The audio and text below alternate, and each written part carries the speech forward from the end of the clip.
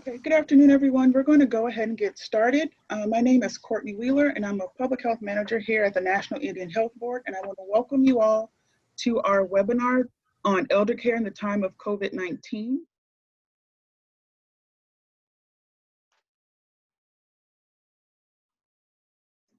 As many of you may know, the National Indian Health Board is a nonprofit organization that was created by the tribes over 40 years ago, and we advocate for improved health for the tribes, and we are the only organization of its kind. We serve all of the federally recognized tribes to address issues related to health and public health in Indian country.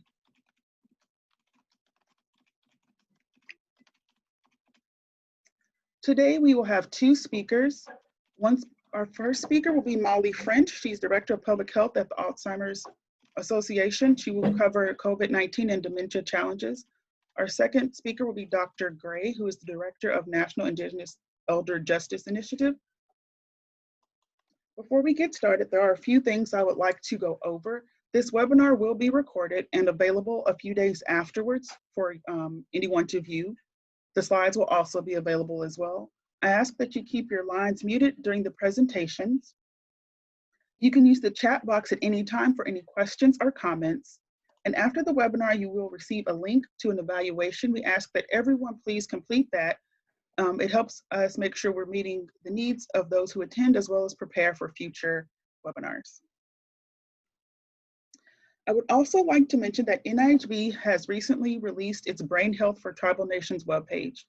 This webpage provides information and resources for those interested in brain health for Indian country.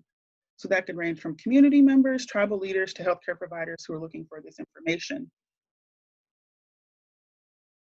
If you look on the resource page, you will find a list of tools for starting conversations about brain health, other organizations that are working in this space, as well as any modules that we have coming up regarding brain health strategies, which would be based off of the Brain Health Action Institute that we have. And if you want to find out more about the Brain Health Action Institute for Tribal Nations, please check out our event page on the NIHB website.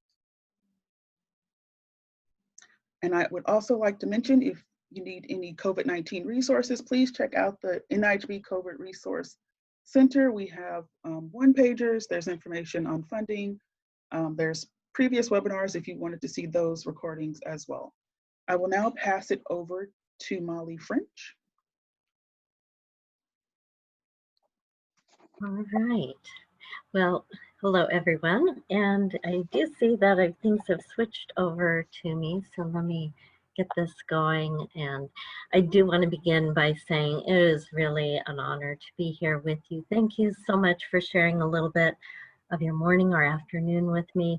We really appreciate our partnership with the National Indian Health Board. They have taught us so much, been so patient and provided great assistance as we at the Alzheimer's Association looked and hope to build more partnerships with your sovereign tribal nations and your communities, just as we have partnerships with the federal government and also state governments.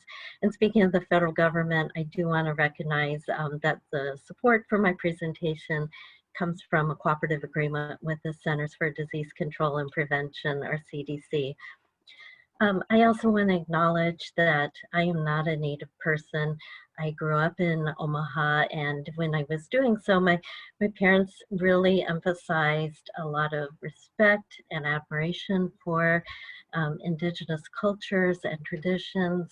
They made sure we understood some of the history of political and racial injustice.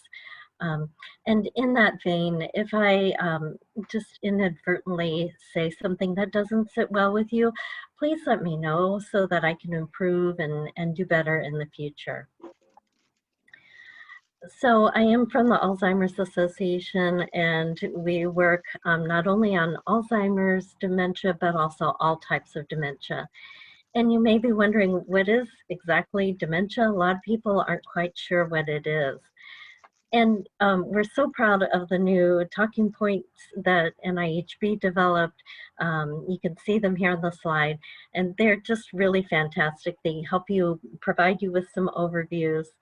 One thing that's really important to set the context for today is that dementia is not a normal part of aging. Rather, you should think of it kind of as a chronic condition, and one that is typified by symptoms related to memory loss, problems thinking, problems with making sound decisions. And those problems are, it's not just that you have those memory thinking problems, but also that those problems are great enough that you're having trouble doing normal everyday things. And so what would not be dementia is I go to the grocery store and I discover, oh, my grocery list is back there on the kitchen counter. That's just typical, typical for me. But what would be more concerning is if, for example, a person with dementia might go to the grocery store, somewhere where they've been thousands of times, and forget how to cut home. So the dementia that term reflects serious problems with memory thinking that are disrupting daily life. There are different conditions that cause dementia. Some are reversible. That's why it's important to get a diagnosis, be talking with your doctor, but many are not at this point. Alzheimer's disease is the most common cause of dementia, and vascular dementia is another highly common cause of dementia. Encourage you to check out that webpage that Courtney shared with you. We know that memory problems do tend to show up in mid, but particularly late life.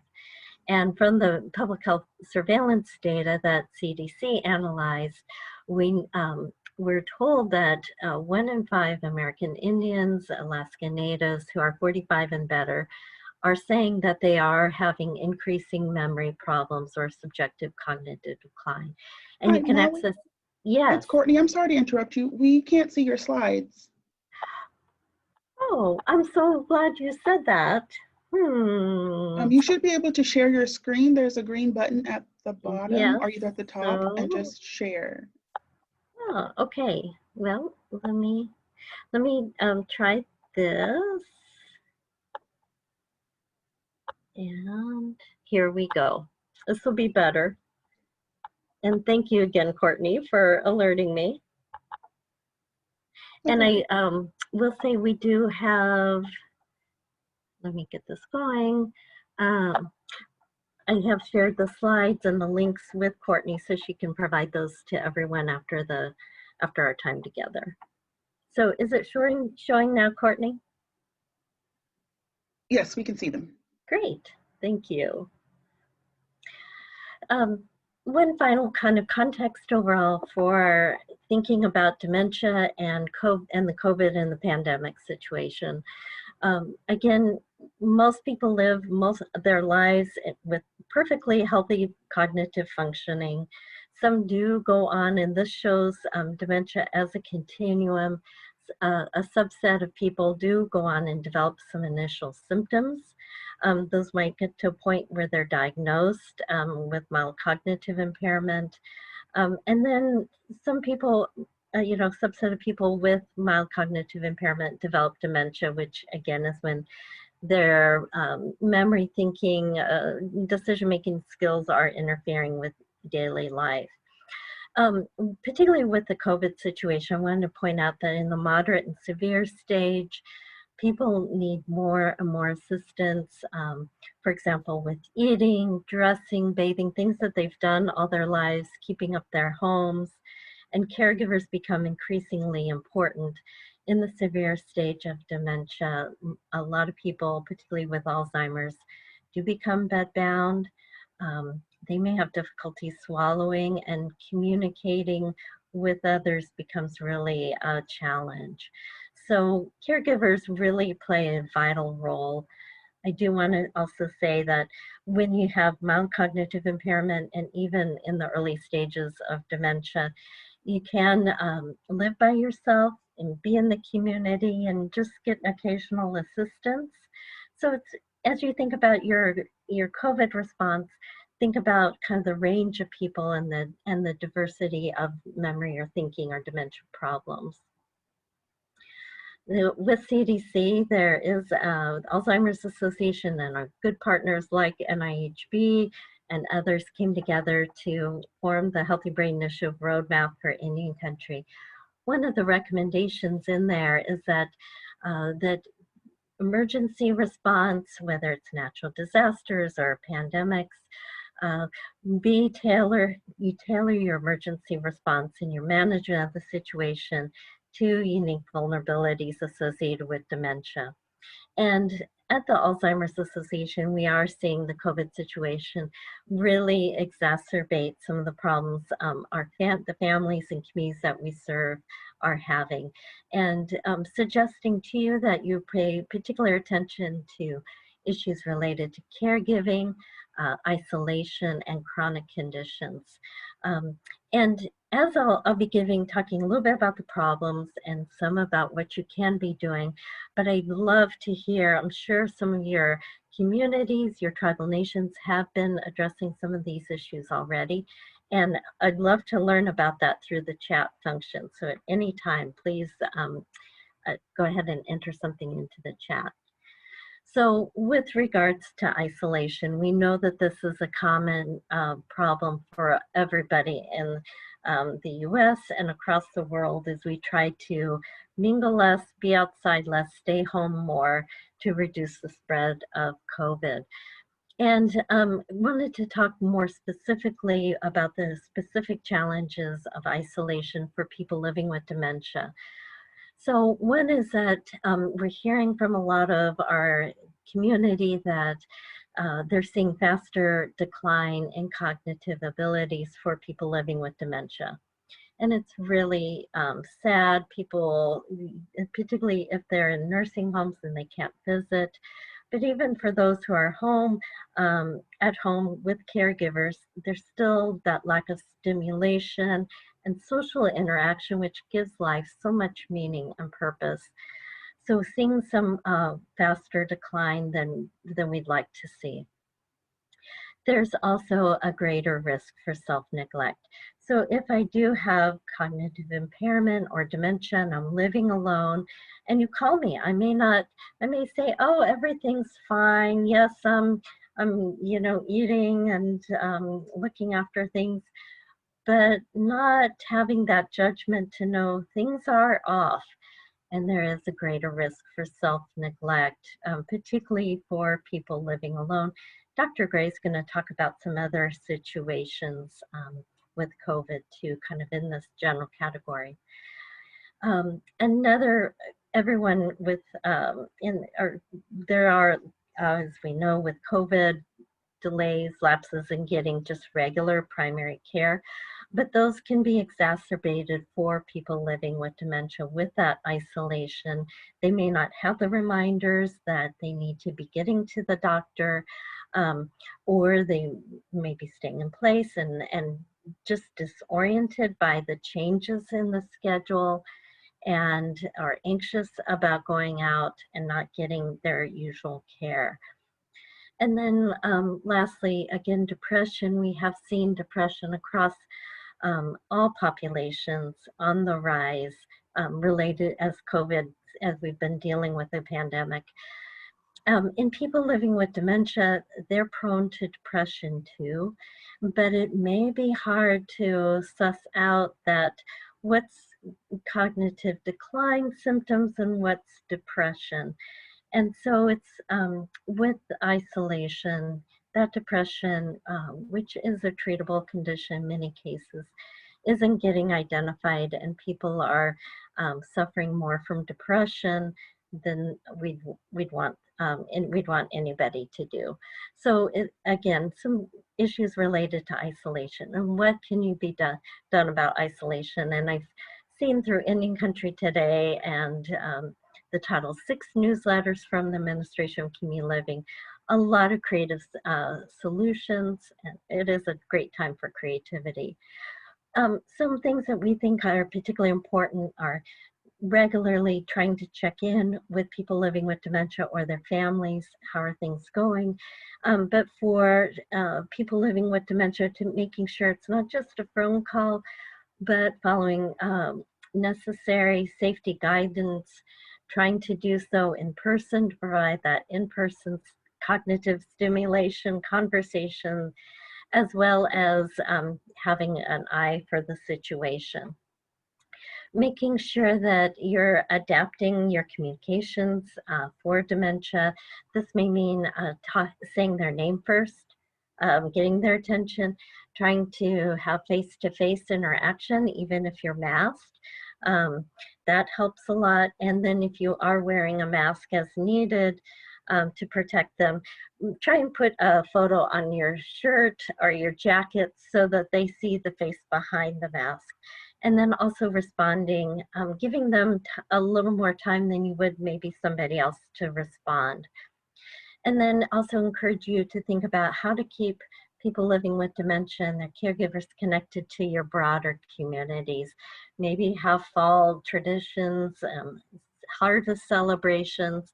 Are there ways that you can bring that celebration to them in a safe manner or incorporate them into those traditions?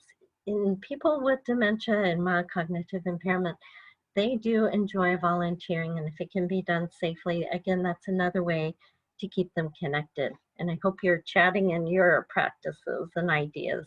Let's work. Let's talk about caregiving. And as I mentioned, caregivers are so essential to health and well-being.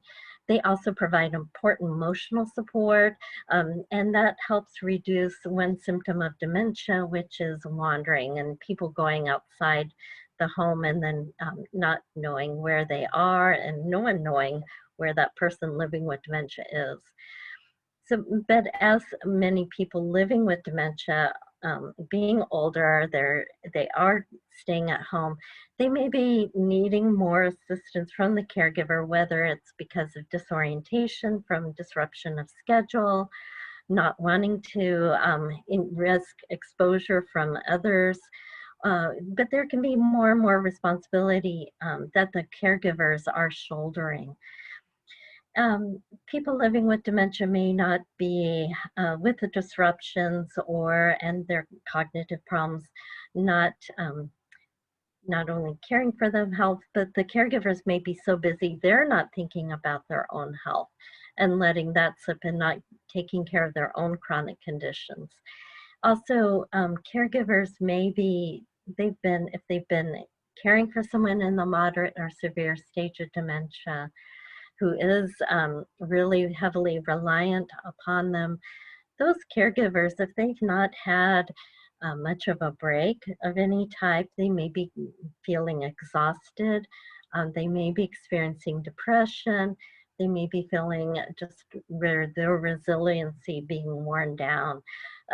So really a lot of need to be thinking in your COVID response about caregivers. Who are they? And how can you help? So if you can, think of ways to let the caregivers even just get a 30-minute break might be really beneficial.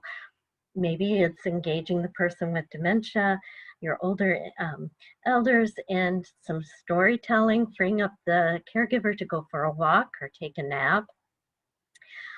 Calling in and checking not only how the family is doing, but asking the caregiver how they are doing.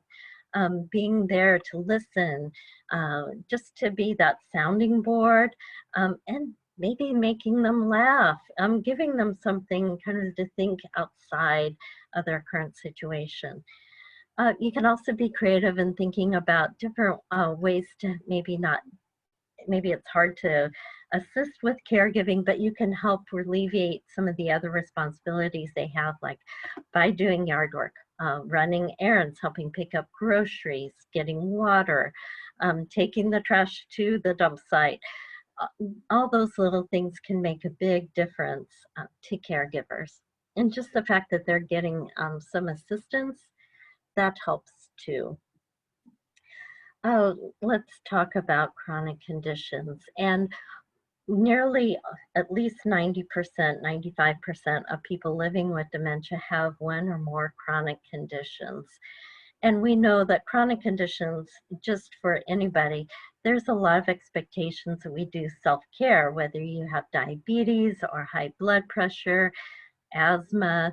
You need to be checking your symptoms, knowing when to call the doctor, knowing how medications might interact. A lot of routine self-care, eating the right diet.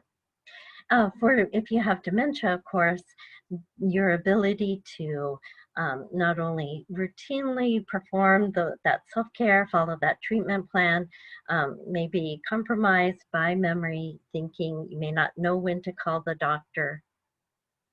So dementia in general and normal times complicates chronic conditions, but that is even more exacerbated during COVID, or during a post-hurricane or another wildfire, any sort of emergency conditions. So when there's problems in terms of the disruption of schedule, for example, with COVID or with a natural disaster, that can create confusion, agitation, anxiety, and it may be harder for caregivers may find that the person that the elder that they're helping, they may call them uncooperative, but it's just they're really thrown off by that different schedule and the changes and things being out of their usual pattern. It may be hard for the caregiver. If I'm a caregiver for my husband, and he's acting a little oddly, because he can't quite communicate or understand things aren't right.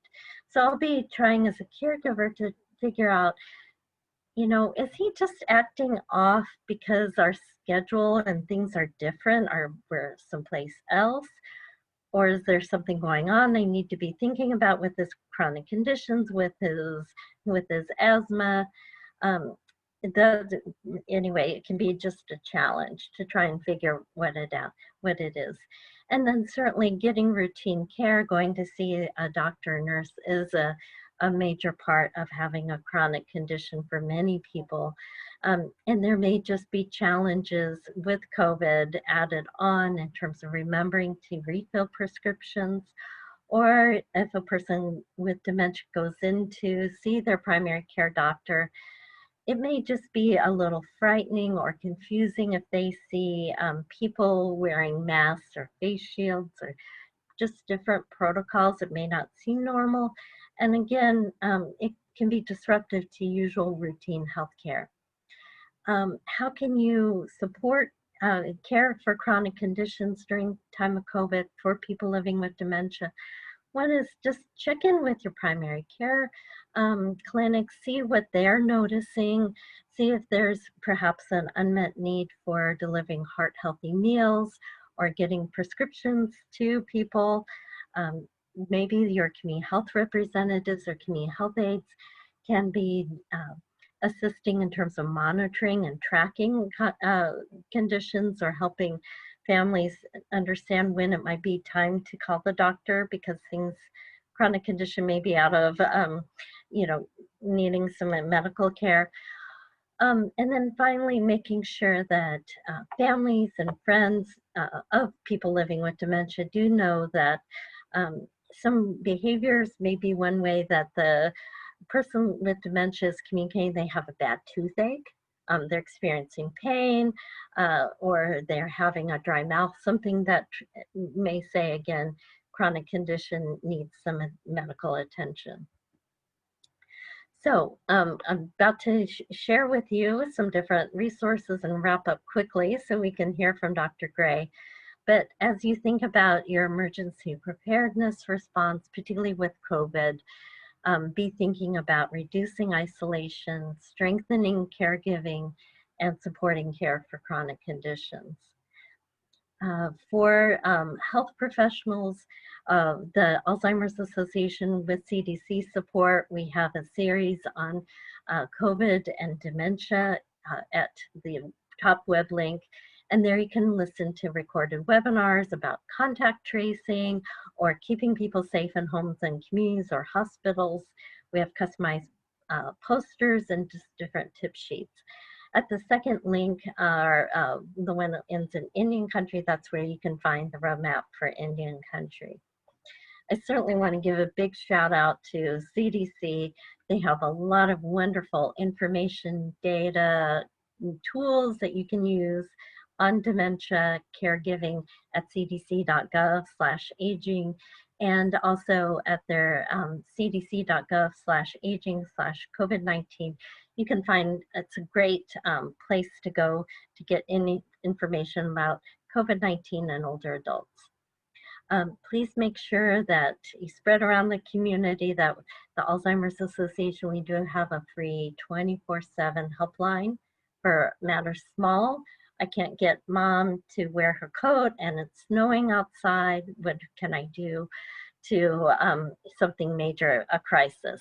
Caregiver's ill and you need to find a place to help somebody with dementia to have a safe place to stay. We have information for caregivers at COVID-19 Help and information about dementia behaviors. I encourage you to check out the Veterans Administration, their video series for caregivers has, whether you're a caregiver or not, has wonderful tips about communicating, and you can learn more about the different stages of dementia. HRSA, another federal agency, has a free Alzheimer's disease training curriculum. It's in modules, and there are CUs or CMEs that CDC arranges for, and alz.org at training has additional training resources. So I welcome after Dr. Gray's presentation, your questions or comments. My contact information is here, and I do encourage you to remember our 24/7 helpline. And with that, I will stop sharing my screen and turn it back over to Courtney. Thank you so much. Thank you, Molly. While we are waiting for Dr. Gray, I think she might be experiencing some technical difficulties. We will go ahead and do the Q&A with you, and then we'll just pivot to her when she is able to join us. Excellent. If that works for you. Oh, perfect. Awesome. So we do have a few questions in the chat box already. One of them is, how is cognitive assessment used or interpreted when measuring dementia, or are consumers referred to a neurologist or neuropsychologist? Oh, that's such a wonderful question. A lot of times primary care providers, they do have cognitive assessments, which is, kind of a loose, quick way to assess is there a problem or not. And then if a cognitive assessment is done and there is an indication there could be a problem, then there's different diagnosis guidelines that primary care providers can do if it's a fairly, kind of common situation. Sometimes primary care providers prefer to refer somebody to a dementia specialty center, like at an academic medical center, for additional testing and evaluation. The situation's changing. We are seeing a little bit more emphasis on primary care providers and their diagnostic capabilities. Thank you. Just a reminder, if you have any questions, please type them in the chat box. Someone did mention or shared about their experience. They assisted a man with TBI and dementia getting an appointment at a local clinic. He hated his mask, but he wore it, and they played his favorite music while they waited, and it seemed to soothe him, and the appointment went well. Oh, that's wonderful. And so, simple, but really makes a difference. So I love that person-centered care that they did. Another question. Are there other techniques or suggestions for ways people can soothe patients for appointments? So yes, for appointments or anytime you have to go out. Um, so music is a great one. Trying to prepare them, talking about who they may see. Noisy, kind of chaotic environments can be just really hard for people living with dementia. So if there is for example, a waiting room with a lot going on, it might be better. This is also in normal times as well as in COVID, but just, you know, find a quiet space that's apart. Um, Bringing an activity that the person likes to do can also be calming. Or even just something to help distract them that might be helpful too. Thank you. Oh, someone in the chat box also mentioned holding hands helps. Oh, I Thank you for love sharing. that. Yes. So you mentioned, or you shared, quite a bit of information with us. So we have some more questions. I'll come back to this one in a second. With facilities closed, long-term care, assisted living, and adult daycare in many places, are there any policies to provide relief for caregivers, such as new funding or new programs? Oh boy. I am just not confident in there is funding that is coming down, of course, from the federal government to states, and states are allocating in different ways. I know there's been delays, but there has been some funding getting to your sovereign nations. It just kind of depends on how things are, but it's not nearly adequate. Uh, that amount of funding, and so um, there's a need for a lot of those creative solutions. But you'd have to check and learn more, and depending on your own situation. It's probably not a satisfying answer, but I don't want to anyway provide any misinformation. Oh, thank you. I also would like to mention on the NIHB Resource Center, the COVID Resource Center, we have a table of federal funding. So I would suggest looking at that as well. It has the different agencies, the deadlines, the funding opportunity, and what the funds can be used for. And if you also have any additional questions, you can always email me or anyone else at NIHB, and we will definitely try to find that information for you if it's not provided in the table already. I have another question. Someone wants to know, how can you explain, so she wants to visit her aunt in a nursing facility, and she wants to know, how can you explain to her that no hugging or touching is allowed? Oh, that's a good one.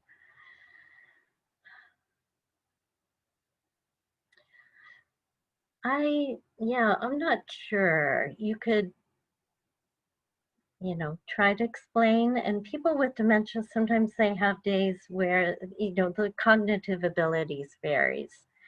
And so if it's a better day for them, they may be able to understand that in the moment, or you may have to remind them that it just isn't possible.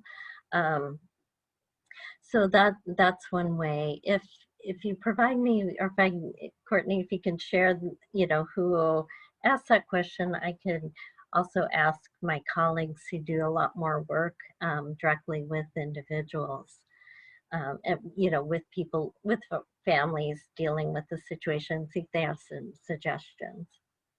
Oh, of course, I can share that with you and we can follow up Great. on that question. Another question. It's very hard to take away our elders' responsibilities. When and who should be the one to tell them they can no longer drive with moderate dementia? This patient also has no immediate family and is at high risk for being taken advantage of.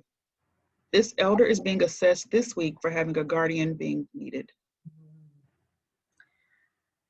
Family driving is one of the hardest situations, and our CEO of the Alzheimer's Association, he said like the toughest hour in his life, and he'd been with the Alzheimer's Association for a number of years, but he and his brother had to sit down and tell their mom, you can't drive anymore. And so that people find it just depends on the individual, the family.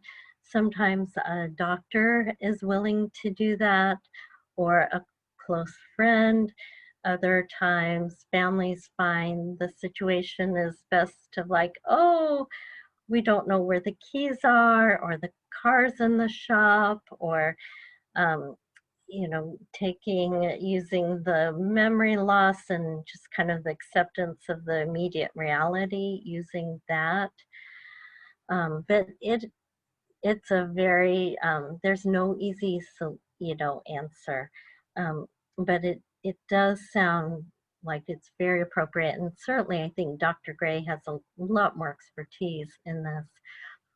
But to have that evaluation for a guardian, and there's just a need to try and find a way for that person to have some routine care, um, so that there's not a case of self-neglect, or that they're being exploited. And certainly, in states, there are a number of resources that are available to help with those, like the Eldercare crisis line.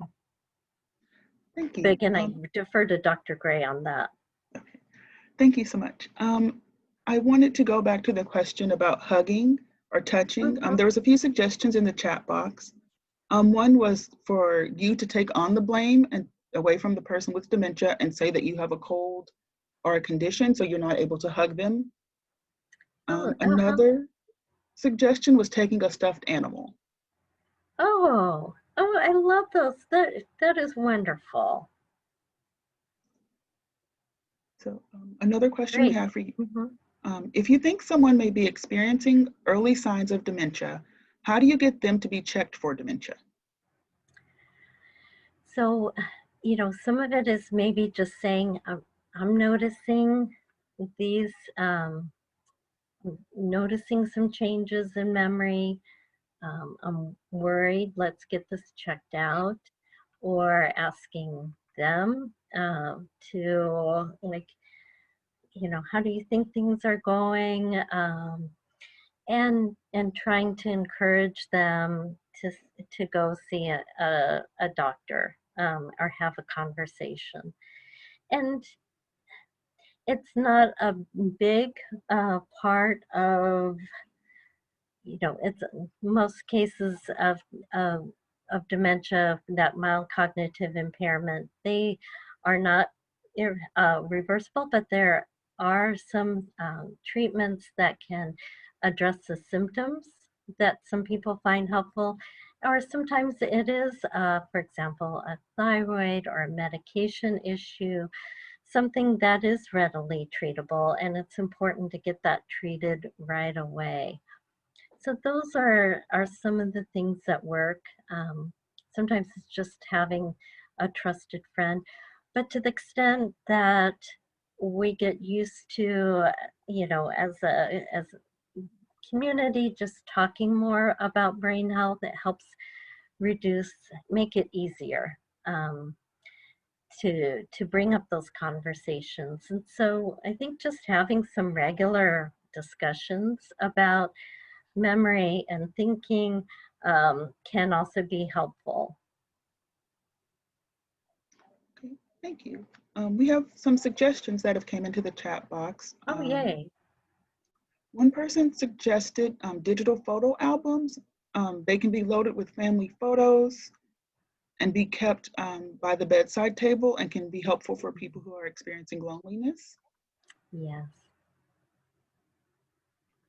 And someone else mentioned their community health department purchased some special cards and have been writing short personal messages to their elders to encourage them, and it has made a difference. Mm-hmm. Another question, in light of COVID, and on top of that, we've seen, hurricanes and fires and things of that nature. What would you, or do you have any tips for people who need to evacuate a person who is elderly or has dementia? Yeah, so a couple things is one, just have an emergency kit or a go kit so you can just grab that and go.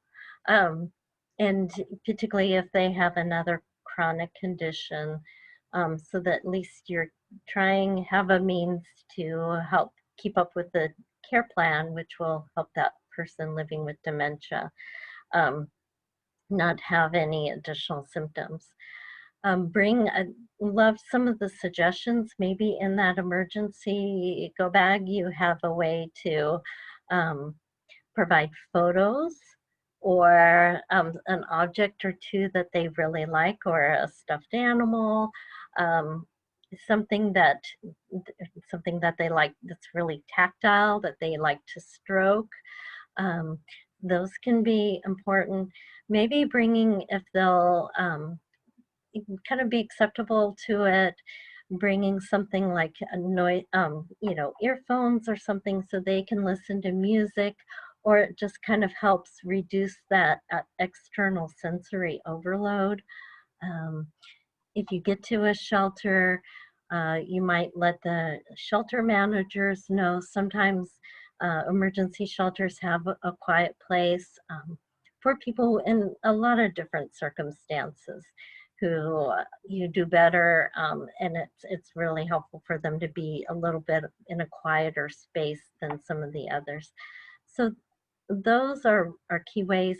If you are a caregiver and your loved one is not nearby, it's really important to, try and make sure that there's some record keeping so that if they do have to suddenly evacuate, somebody knows a way to contact you, so that you can always use the Alzheimer's Association helpline to help try and connect with loved ones. But it's much better if oftentimes there is a emergency management and response offices have a way to register as an additional contact point for a person. So that's a kind of wide variety of suggestions that seem to work. Thank you. We do have another question. My dad was diagnosed with dementia several years ago, and he is 91 years old. How can I tell the difference with my dad getting severe dementia, or just that he is getting old? Well, a lot of times it's commingled, and certainly our bodies and brains change as we age. It would be, the best thing is to try and have it be evaluated by a provider. So if he does have a dementia diagnosis, gradually they get to know the person. There are some clinical standards about when they're in one stage versus another. If you go to the website, and I had the link in my presentation about Alzheimer's and dementia behaviors and symptoms, that can also kind of give you a rough sense. People are very individual in their progression of dementia. Um, and it's hard to know, particularly in these abnormal times with COVID, what um, what changes are related, for example, to that isolation, or maybe to an underlying health problem that are hard to pick up because of the communications difficulties.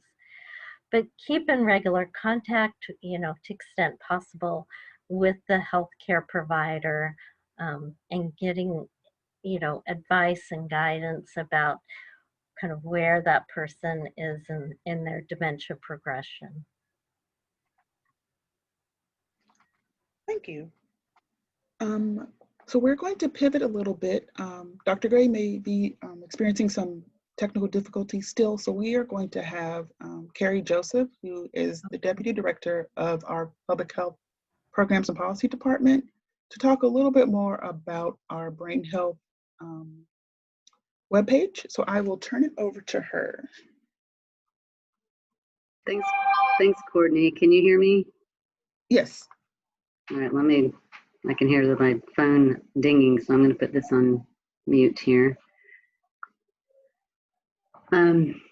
Well, good afternoon, everyone. I wasn't quite prepared to speak, but I hope you enjoy my Montana background. I'm not in Montana. I'm in, where am I? I'm in Maryland, near Washington, D.C. We're close to NIHB. So thank you, Molly, for your presentation. It was very informative, and having become a caregiver recently, it's good to hear for different reasons. But anyhow, I wanted to share with you all a little bit more about some of the work we're doing around brain health, and specifically for tribal nations. I'm going to share. I'm going to pull up. Let's see here. I'm going to pull up our, I'm going to share my screen with the website.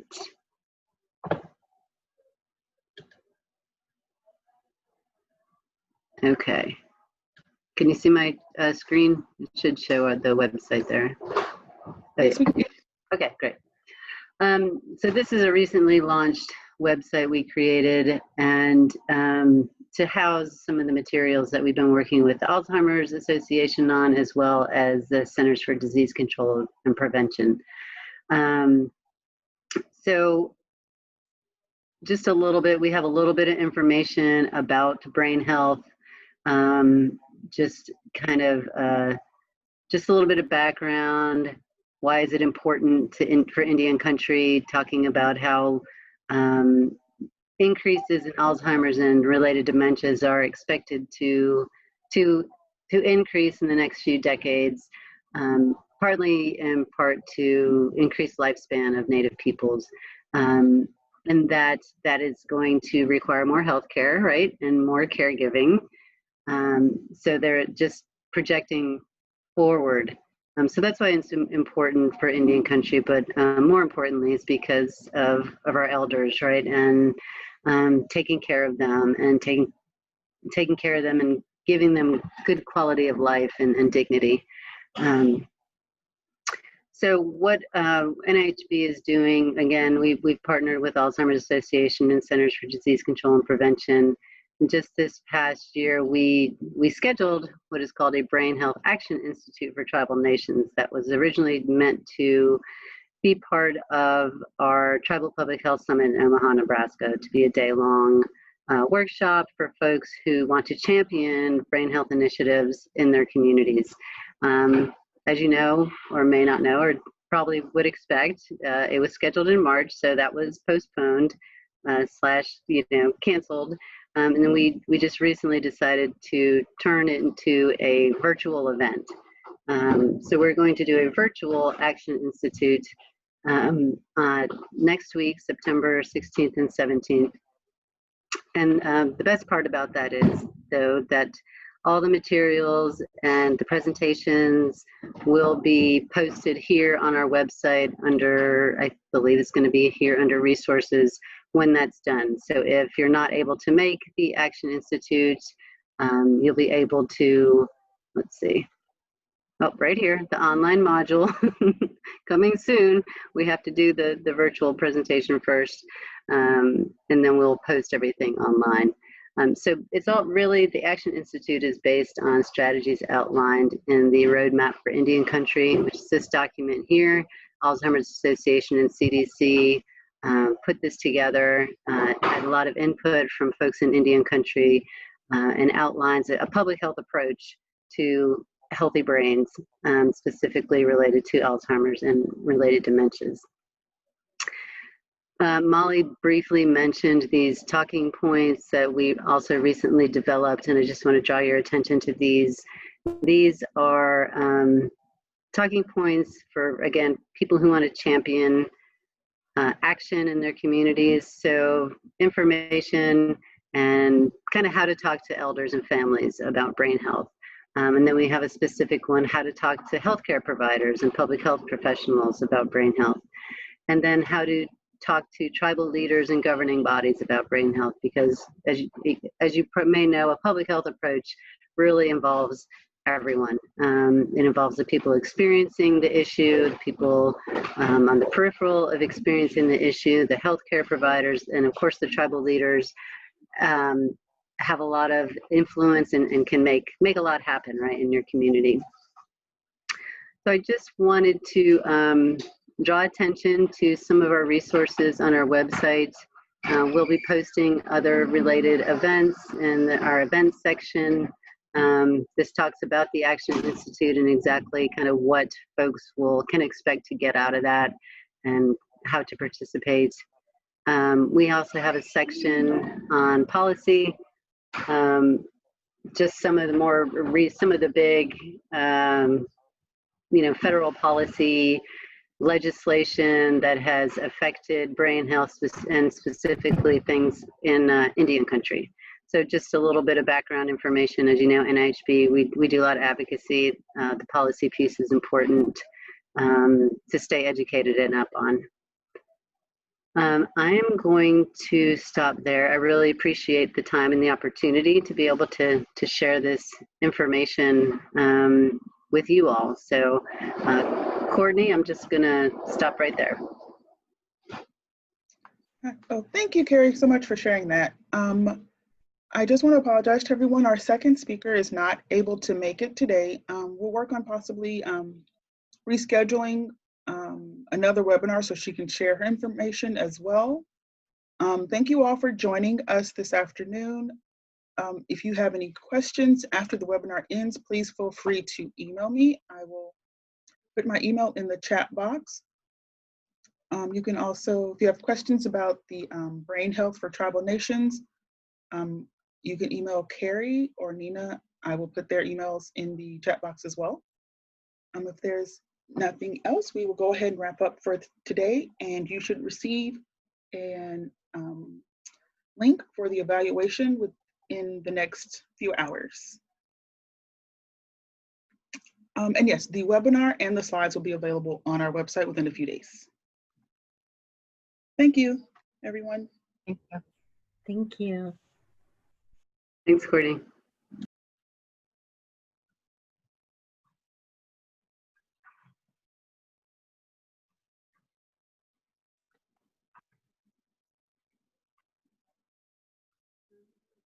Mm-mm. Mm-mm.